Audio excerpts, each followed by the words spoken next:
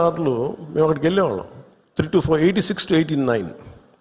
ఇంకా కశ్మీర్ ఉగ్రవాదం ఇంకా పైకి రానాలి, ఇంకా వచ్చి తొలి దశల్లో 89లో స్టార్ట్ అయింది. ఇంకా 90sకి దాదాపు ఎన్ని వేల మందిని చంపేశారు. కొన్ని లక్షల మంది కశ్మీరీ పండిట్స్ని వలసపోయేలా చేశారు. ఆ రోజు కనుక కశ్మీరీ పండిట్ల వలసను కనుక ఆపుండగలిగితే, అంటే ఎప్పుడు ఒక అలక్ష్యం, ఇది నా సమస్య కాదు, నా సమస్య కాదు వదిలేస్తే కశ్మీరీ పండిట్లు అక్కడే ఉంటారు, అక్కడే పుట్టారు, అక్కడే పెరిగారు. వేరే రాష్ట్రాల నుంచి కూడా రాలేదు, అందరూ అక్కడే పుట్టారు, అక్కడే పెరిగారు.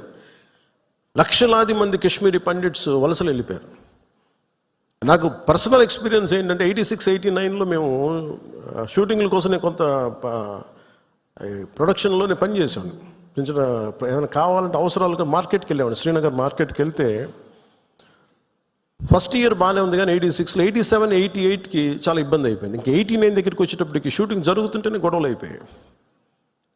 1-2 రోజులు త్వరగా ముగించుకొని వచ్చేస్తుంటే అప్పుడున్న కశ్మీరీ పండిట్ ఒక అతను చెప్పాడు, ఇంక మీరు రాలేరు ఇక్కడికి అన్నాడు. ఎందుకంటే మా మొహల్లాల్లో, మా ఏరియాల్లో చాలా ఇబ్బందులు అయిపోతున్నాయి, మాకు ఇబ్బంది వచ్చేసరికి మీరు రాలేరు కళ్యాణ్ మీరు అని చెప్పాడు.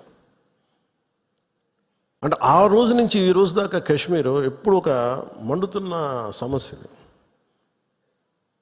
మీరు as a party you make very stable. This is Janasena decision, all of our decision. అది Kashmir is an integral part of India that cannot be denied.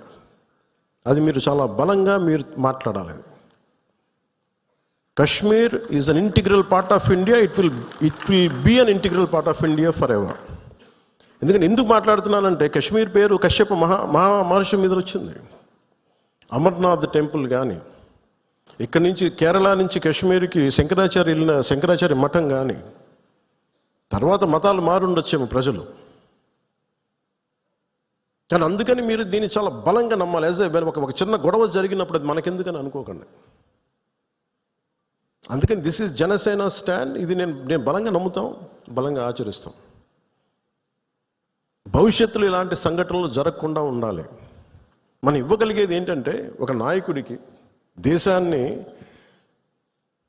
ఒక చిన్నపాటి ఇంటిని నడపాలంటేనే కష్టం. ఇన్ని రాష్ట్రాలు, ఇన్ని విభిన్నమైన సంస్కృతులు, ఇన్ని భాషలు, ఇన్ని పొలిటికల్ పార్టీస్, వీటన్నిటి మధ్య వైరుధ్యాల మధ్యలో ఒక ఏకాభిప్రాయంతో ఒక దేశాన్ని నడపాలి ఒక ప్రధానమంత్రికి అంటే ఎంత కష్టమైన పరిస్థితి అది. అలాంటి వ్యక్తులకి మనం ఇవ్వగలిగేది చిన్నపాటి ఊతం అంతే, చిన్నపాటి ఆసరా. ఎక్స్ట్రా గొడవలు క్రియేట్ చేయకుండా కొంచెం బాధ్యతగా మాట్లాడటం, అవసరమైన చోట భుజం కాయటం. As part of NDA this is our responsibility. ఎందుకు నేను దీన్ని ఫస్ట్ టైం, నేను ఇప్పుడు దాకా మాట్లాడిన విధానంలో కొంచెం సాఫ్ట్గా ఫస్ట్ టైం నేను ఎందుకు హిందూ, టార్గెటెడ్ హిందూ, మిగతా వాళ్ళు ఇబ్బంది పడుతూ ఉన్నారు మాట్లాడటానికి. ఉగ్రవాదులు టార్గెట్ చేసి హిందువులను చంపారు, ఇది సత్యం అంతే.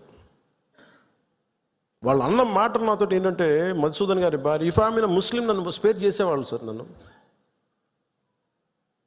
మేము చేసింది పాపం, బీయింగ్ హిందూ పుట్టడమా మేము చేసింది? కనీసం మా చేతిలో ఆయుధాలు కూడా లేవే, మేము సైనికులం కూడా కాదే. మేము బిడ్డలిద్దరు అక్కడే ఉన్నారు.